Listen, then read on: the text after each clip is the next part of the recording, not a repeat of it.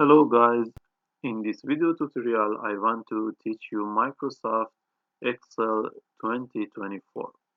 To create a new file in Microsoft Excel, you can right click on your desktop and click New and find Microsoft Excel worksheet from menu to create a new Excel file.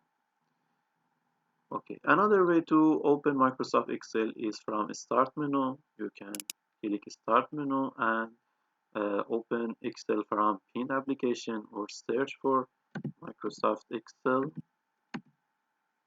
and open this application to access your files. Okay, we have different templates you can choose to open Microsoft Excel, or we can create a new blank workbook. I will create a template